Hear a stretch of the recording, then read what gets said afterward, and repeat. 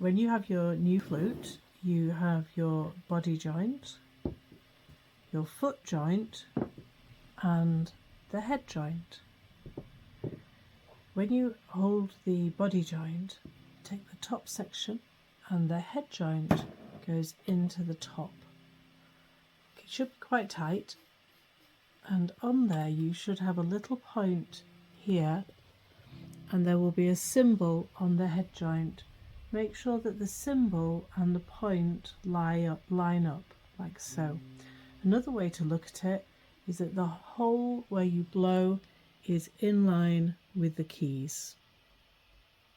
Moving on to the other end.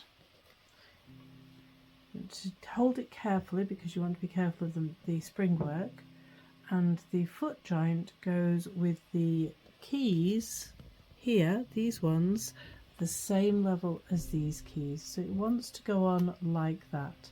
Again, it will be a little tight, so very carefully twist it on and line up so it's like so, and then your flute is ready to play.